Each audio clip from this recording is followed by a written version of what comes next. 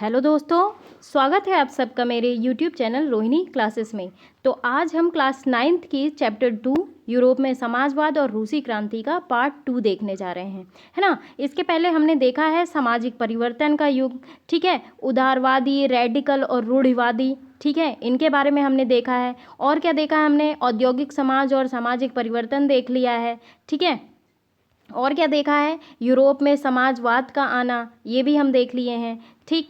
और क्या देखे हैं, समाजवाद के लिए समर्थन, ये सारे जो पैरा पढ़ चुके हैं। और आज हम बात करेंगे रूसी क्रांति के बारे में, ठीक है। तो रूसी क्रांति के बारे में हम आज डिटेल वे में स्टडी करेंगे कि किस प्रकार इस क्रांति का उदय हुआ, है ना, इस क्या क्रांति में हानियाँ क्या हुई और क्या चीज़ निकल के सामने आई, इन सब चीज़ों के बारे में हम स्टडी करेंगे। तो चलिए बिना किसी देरी के स्टार्ट करते हैं। तो देखिए, यूरोप जो है ना, सबसे पिछड़े औद्योगिक देशों में से एक, रूस में यह समीकरण उलट गया। कैसे उलटा, यही चीज़ हम देखेंगे। तो 1917 की अक्टूबर क्रांति के जरिए रूस की सत्ता पर समाजवादियों ने कब्जा कर लिया और फरवरी 1917 में राजशाही के पतन और अक्टूबर की घटनाओं को ही अक्टूबर क्रांति के नाम से जाना जाता है। राजशाही का पतन यानी कि जो राजाओं का शासन होता था, ठीक है। आप सभी जानते हैं कि हमने फ्रांस में क्या देखा था, फर्स्ट स्टेटस और द्वितीय स्टेटस, तो इनका शासन खत्म होके समाजवादियों का कब्जा हो गया था, ठीक है।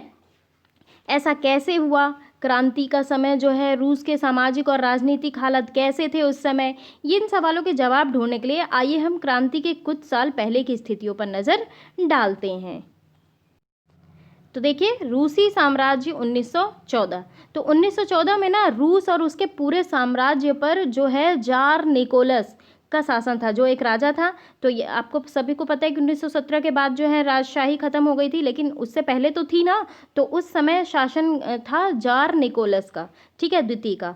मॉस्को के आसपास पड़ने वाले भूक्षेत्र के अलावा आज का फिनलैंड और लाटविया, लिथुआनिया, एस्टोनिया और पोलैंड, यूक्रेन, बेलारूस के कुछ हिस्से हैं ना, वो रूसी साम्राज्य के हिस्से थे। यानी कि आज जो है ये सारे जो स्टेट हैं ये स्वतंत्र हैं, ठीक है। यूरोप का आप मैप देखोगे तो आपको Latvia, Lithuania, Estonia, Poland, Finland, ये अलग अलग देश दिखाई देंगे, लेकिन पहले ये रूस के साम्राज्य के अंग थे, ठीक है। यह साम्राज्य जो है ना वो प्रशांत महासागर तक फैला हुआ है और आज के मध्य एशियाई राज्यों के साथ साथ जॉर्जिया, आर्मेनिया और अजरबैजान भी इसी साम्राज्य के अंतर्गत आते हैं। तो ये जो है एशियाई साम्राज्य हैं, ये इसके मध्य एशियाई राज्यों में आते हैं, ठीक है। रूस में ग्रीक ऑर्थोडॉक्स चर्च से उपजी शाखा रूसी ऑर्थोडॉक्स क्रिश्चियनिटी को मानने वाले बहुमत में थे, ठीक है। लेकिन इस साम्राज्य के तहत ना रहने वाले में जो है कैथोलिक, प्रोटेस्टेंट, मुस्लिम और बौद्ध भी शामिल थे।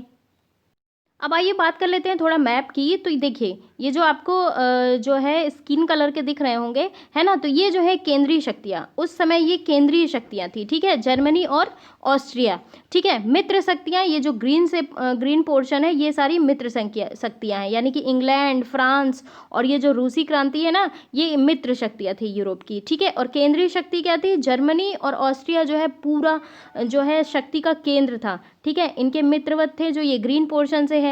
और जो ये थोड़ा सा हल्का ब्लू कलर का है ना, ये तटस्थ राज्य जो हैं, यानी कि स्पेन हो गए, स्वीडन, डेनमार्क, है ना, यहाँ पे भूमध्य सागर का कुछ पोर्शन, ये जो है तटस्थ राज्य हैं। इसके तटस्थ राज्य का मतलब जो चारों ओर से अपने वाटर से घिरा होता है, ये होते हैं तटस्थ राज्य, है ना।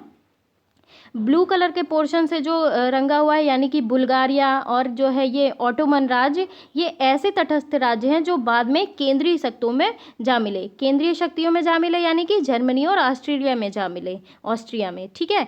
और जो ये वाले ग्रीन पोर्शन है, इटली, रोमानिया हो गए, यूनान हो गए, पुर्तगाल हो गए, तो ये ऐसे तटस्थ है ना जो बाद में मित्र शक्तियों में जा मिले। मित्र शक्तियों यानी कि ये जो आपको रूसी दिख रहे होंगे, फ्रांस दिख रहे होंगे, इंग्लैंड में, जिसमें मन चाहा इसमें जाके मिल गए।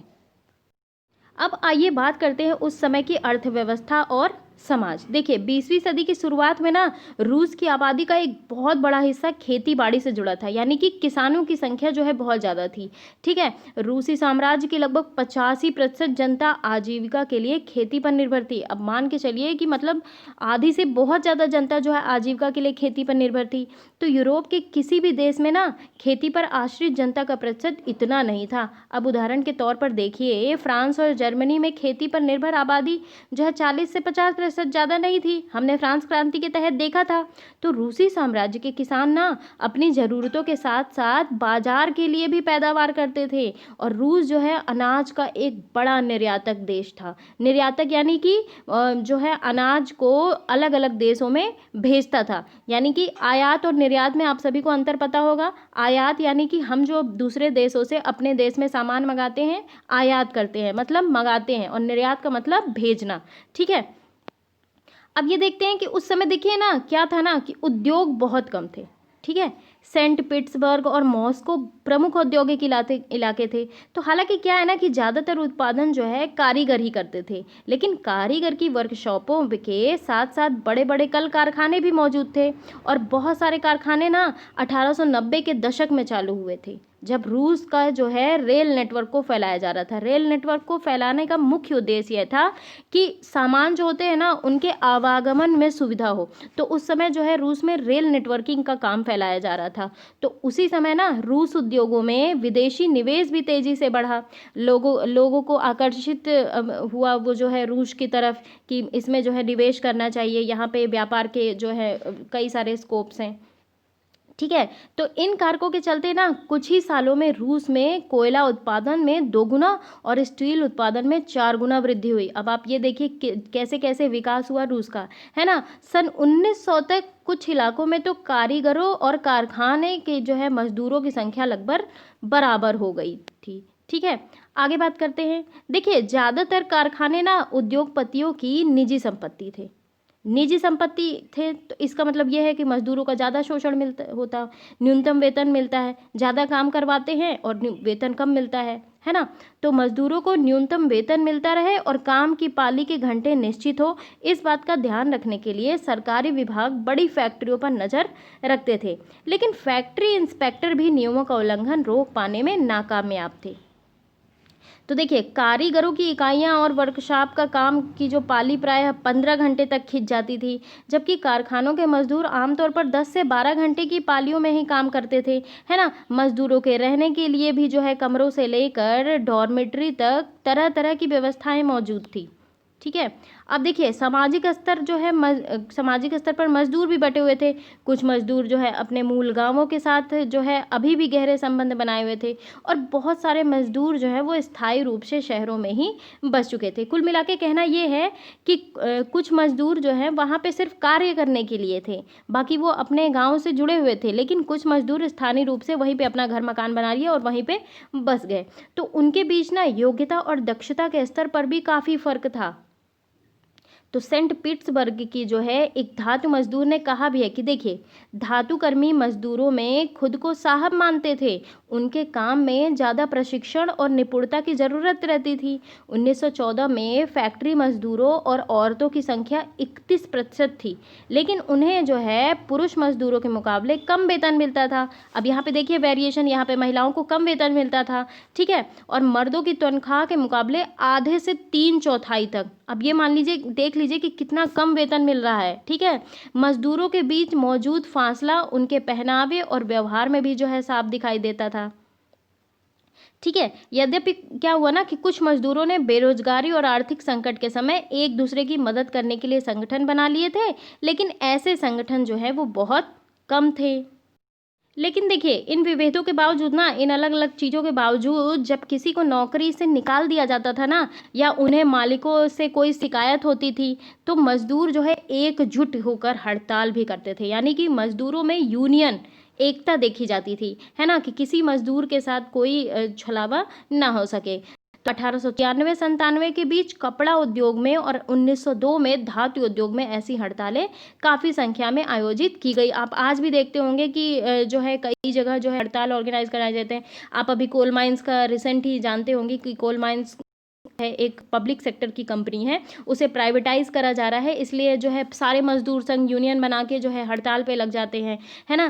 तो इससे क्या है, इससे उनमें यूनियनिटी पाई जाती है। ठीक है, क्या है ना कि देहात के ज़्यादातर ज़मीन पर किसान खेती करते थे, लेकिन विशाल संपत्तियों के सामंतों, राजशाही और ऑर्थोडॉक्स चर्च का कब्जा था। तो मजदूरों की तरह ना किसान भी बटे हुए थे। किसान बहुत धार्मिक स्वभाव के थे। इक्का दुक्का अपवादों को छोड़ दिया जाए तो वे सामंतों और नवाबों का बिल्कुल सम्मान नहीं करते थे। ठीक है, जाहिर सी बात है, जब हमारा कोई शोषण करेगा तो हम उसका सम्मान कैसे करेंगे, क्योंकि सम्मान तो अंदर से निकलता है ना। नवाबों और सामंतों को जो है सत्ता और हैसियत मिली हुई थी, वह लोकप्रियता की वजह से नहीं, बल्कि जार के प्रति उनकी निष्ठा और सेवाओं के बदले मिली थी। अब देखिए, यहाँ की स्थिति ना फ्रांस जैसी नहीं थी। अब देखिए, मिसाल के तौर पे फ्रांसीसी क्रांति में क्या हुआ था। फ्रांसीसी क्रांति के दौरान जो है ब्रिटनी के किसान ने केवल नवाबों का सम्मान करते थे, बल्कि उन्होंने नवाबों को बचाने के लिए बाकायदा लड़ाइयाँ भी लड़ी। अब यहाँ पे विपरीत मामला है। यहाँ पे रूस के किसान चाहते थे कि नवाबों की ज़मीन छीनकर किसानों के बीच बांट दी जाए। ठीक है, ये देखिए वेरिएशन। तो बहुधा वह लगान भी कभी जो है नहीं चुकाते थे। ठीक है, बहुधा यानी कि बहुत सारे लोग जो है लगान नहीं चुकाते थे। ठीक है, और कई जगह तो जमींदारों की हत्या भी की जा चुकी थी। अब जाहिर सी बात है, शोषण करेंगे तो किसानों के बीच आक्रोश तो पैदा होगा ही होगा। ठीक है, 1902 में दक्षिणी रूस में ऐसी घटनाएं बड़े पैमाने पर घटी। 1905 में तो पूरे रूस में ही ऐसी घटनाएं घटने लग गई।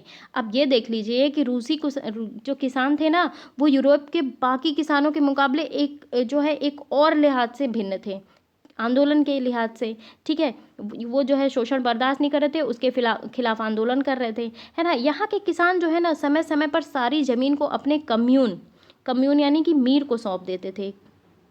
ठीक है, फिर कम्यून ही प्रत्येक परिवार की ज़रूरत के हिसाब से किसानों को ज़मीन बांटता था। देखिए, कम्यून का मतलब क्या है कि प्रत्येक किसान, जैसे यूनियन का एक ना, उसी प्रकार हमारे कम्यून जो है इनका कम्यून था। कम्यून के एक इंसान को जो है सौंप दिया जाता था, और फिर वो जो कम्यून है प्रत्येक परिवार की ज़रूरत के हिसाब से ज़मीन को बांटता था किसानों में। अब बात करते हैं रूस में समाजवाद। देखिए, 1914 के पहले ना रूस में सभी राजनीतिक पार्टियां जो है वो गैर कानूनी थी, यानी कि इल्लीगल।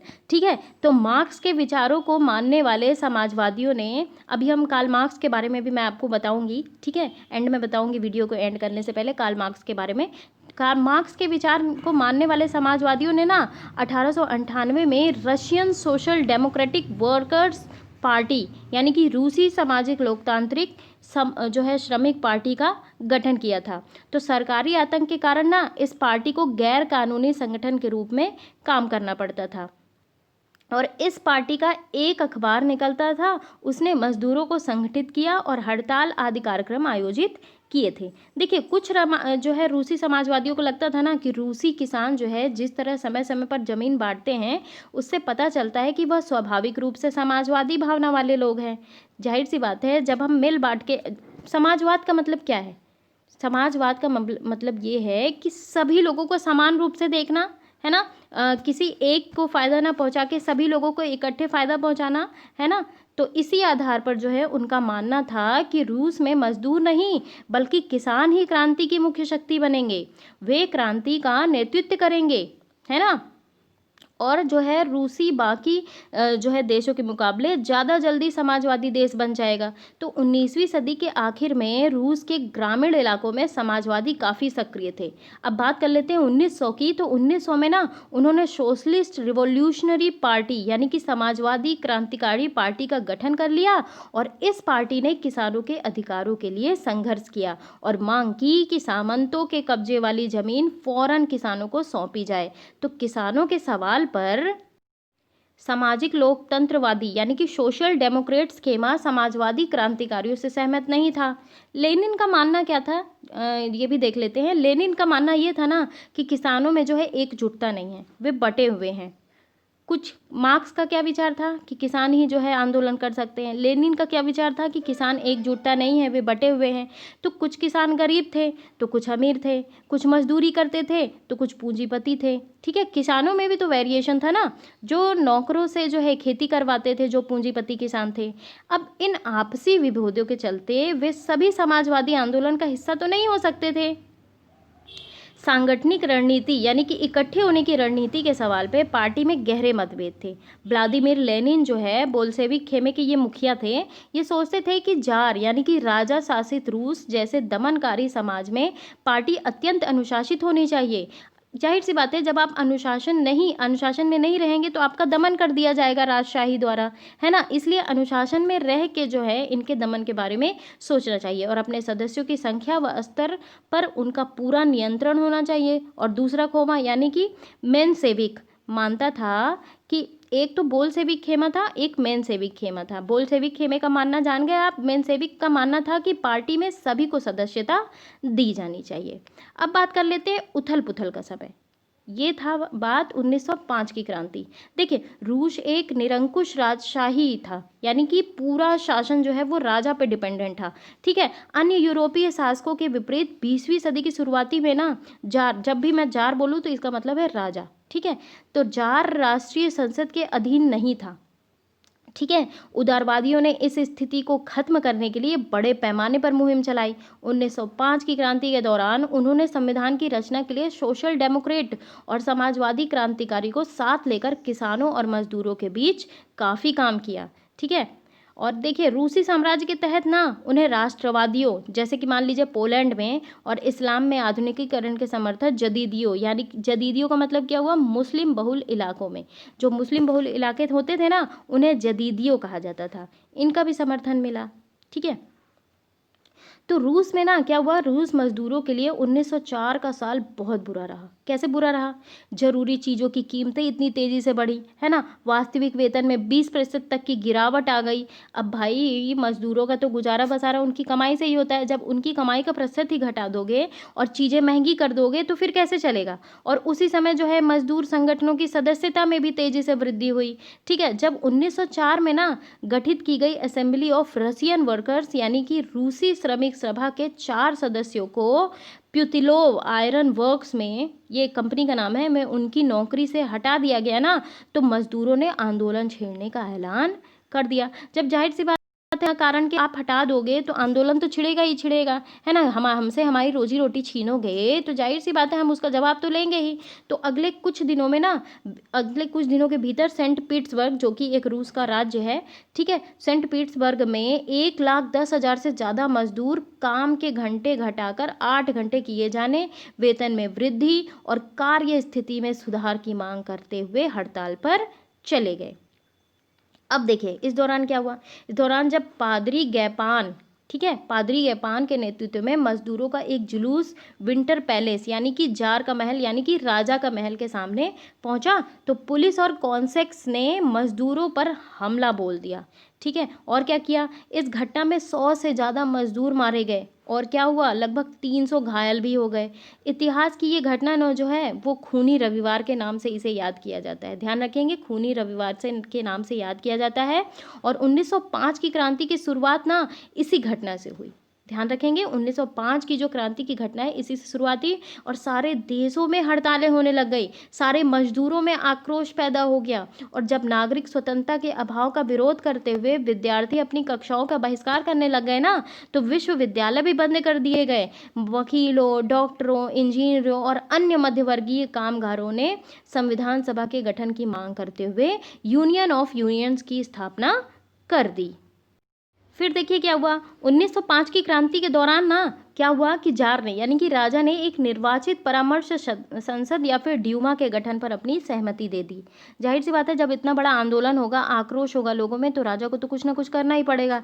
तो क्रांति के समय ना कुछ दिन तक फैक्ट्री मजदूरों की बहुत सारी ट्रेड यूनियनें और फैक्ट्री कमेटियां भी अस्तित्व में रहीं, ठीक है। 1905 के बाद ऐसी ज़्यादातर कमेटियां और यूनियनें अनाधिकृत रूप से काम करने लगी, यानी कि अनाधिकृत मतलब कि जिस पर अधिकृत ना हो, यानी कि हमारा इसमें अधिकार नहीं है लेकिन काम कर रहे हैं, ठीक है, क्योंकि उन्हें गैर कानूनी घोषित कर दिया गया था। अब जाए भाई गैर कानूनी घोषित कर दिया जाएगा तो जाहिर सी बात है हम अनधिकृत रूप से ही काम करेंगे। तो राजनीतिक गतिविधियों पर भारी पाबंदियां लगा दी गई। जार ने पहली ड्यूमा को मात्र 75 दिन के भीतर और पुनर्निर्वाचित दूसरी ड्यूमा को 3 महीने के भीतर बर्खास्त कर दिया। अब देखिए, वह किसी तरह जवाबदेही या अपनी सत्ता पर किसी तरीके के अंकुश नहीं चाहता था, ठीक है। उसकी पदवी में कोई कमी नहीं आनी चाहिए। उसने जो है मतदान कानूनों में भी फेरबदल करके तीसरी ड्यूमा में रूढ़िवादी राजनेताओं को भर डाला और उदारवादी और क्रांतिकारियों को बाहर रखा। तो अभी तक हमने क्या देखा, रूसी क्रांति का स्वरूप क्या था, किस किस कारण जो है पैदा हुई।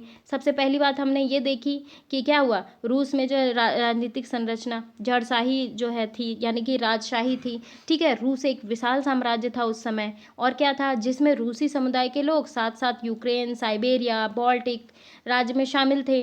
तो राजा जो है निरंकुश था, ठीक है, उस पर कोई अंकुश लगा नहीं सकता था। उस समय कौन था राजा, जार निकोलस द्वितीय था, ठीक है। ये एक स्वेच्छाचारी शासक था। 18 करोड़ की आबादी वाला ये विशाल देश ना एशिया और यूरोप में विस्तृत था, और कुल वैश्विक भूभाग का लगभग छठा भाग था ये।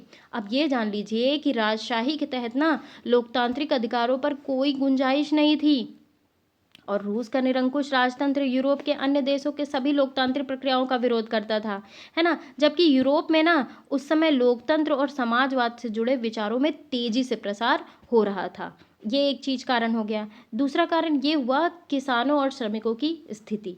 आप सभी को मैंने बताया जैसे कि रूस की जनसंख्या का 80% जो है गरीब कृषकों का था, ठीक है। रूसी कृषि व्यवस्था में क्या क्या हो रहा था आप सभी जानते ही हैं, है ना। मजदूरों के साथ क्या हो रहा था ये भी मैंने आपको बता ही दिया है कि रूस में जो है औद्योगिक क्रांति की शुरुआत काफ़ी विलंब से हुई, 1880 के दशक से हुई, है ना। तो 1880 से 1914 के दौरान ना औद्योगिकरण की प्रक्रिया के फलस्वरूप पूंजीपति वर्ग और सर्वहारा वर्ग उभरे और श्रमिकों का दोहन किया, शोषण किया। इसी कारण तो कई सारे हड़ताल हुए, यूनियनिस्ट पार्टियां बनी, है ना। परंतु इसके बावजूद 1900 सदी के अंतिम दशक में रूस में बड़ी बड़ी औद्योगिक हड़तालें हुई।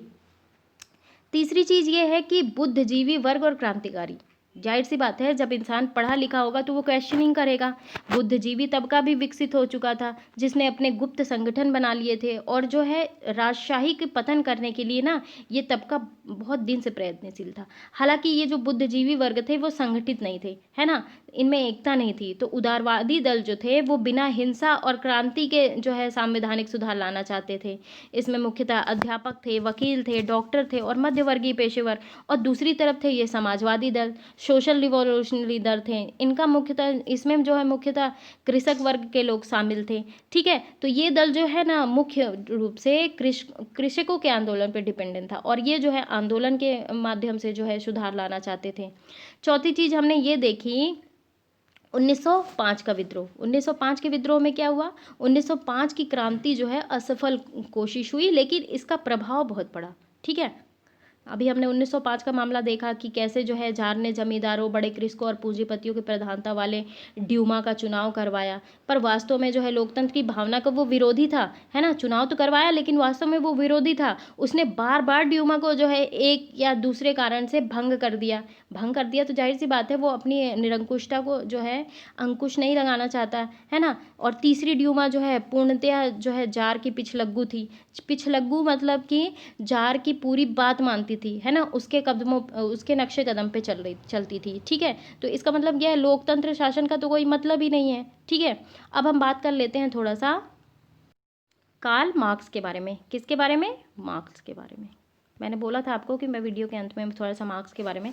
ये देखिए, प्रारंभिक समाजवादियों में ना जो है एक कार्ल मार्क्स हुए, वो बहुत फेमस हुए, ठीक है। ये कार्ल मार्क्स जो है अपनी स्वतंत्र और निर्भीक लेखन शैली के कारण बहुत प्रसिद्ध हुए। तो उनकी मित्रता फ्रेडरिक एंगल्स नामक एक इंग्लैंड निवासी के जर्मन से हुई, और वो जो है वस्त्र मिल का मालिक था। तो सामाजिक वैमनस्य के कारण ना उसमें असंतोष की भावना दोनों तरफ गहरे होते गए। मार्क्स ने ना जो है फ्रांस, नीदरलैंड और जर्मनी में कई वर्ष राजनीतिक प्रवासी की तरह बिताने के पश्चात लंदन में शरण ली, और वहाँ उसने गहन अध्ययन किया। तो मार्क्स ने एंगल्स के साथ मिलकर 1848 में कम्युनिस्ट मैनिफेस्टो की रचना की। ध्यान रखेंगे, कम्युनिस्ट मैनिफेस्टो की रचना मार्क्स द्वारा की गई है, और 1867 में उसकी पुस्तक का नाम है दास कैपिटल। एग्जाम में भी पूछा जाता है कि दास कैपिटल की रचना किसने की, तो ये की थी कार्ल मार्क्स ने, ठीक है, आप ध्यान रखेंगे। तो ये जो कम्युनिस्ट मैनिफेस्टो हुआ ना और दास कैपिटल, इसके अतिरिक्त मार्क्स ने क्रिटिक ऑफ पॉलिटिकल इकोनॉमी की भी जो है रचना की। ठीक है, तो मार्क्स की जो यही सब रचनाएं हैं ना, ये साम्यवाद और सर्वहारा वर्ग की क्रांति के उद्देशक है। देखिए, वैसे तो जनरली ये माना जाता है कि मार्क्स ने जो है ऐतिहासिक सिद्धांत प्रतिपादन किया। उसके अनुसार क्या था कि इतिहास का सबसे महत्वपूर्ण पक्ष जो है विभिन्न वर्गों का पारस्परिक संघर्ष, यानी कि मानव इतिहास वर्ग ना संघर्ष का इतिहास है, जहाँ भौतिक शक्तियाँ ही मानव जीवन और इतिहास को निर्धारित करती हैं। मार्क्स ने यह भी कहा कि प्राचीन काल में स्वतंत्रता लोगों और दासों के बीच, मध्यकाल के सामंतों और कृषि दासों के बीच आधुनिक काल है। तो मार्क्स के जो ये विचार थे ना, ये भी क्रांति लाने के लिए जो है बहुत बड़ा साथ दिए हैं। तो चलिए, यहीं समाप्त होता है ये वीडियो, और अगले वीडियो में हम देखेंगे प्रथम विश्व युद्ध और रूसी साम्राज्य। तो कैसा लगा मेरा ये वीडियो, ज़रूर आप मुझे कमेंट बॉक्स में बताएं। चैनल को सब्सक्राइब ना किया हो तो ज़रूर कर लें, और बेल आइकन प्रेस करना बिल्कुल भी ना भूलें। और प्लीज़ गाइस, वीडियो को शेयर ज़रूर कर दिया करो। एक ही रिक्वेस्ट रहती है मेरी आप लोगों से, वीडियो को शेयर करना मत भूला करिए, कर दिया करिए। Thank you very much.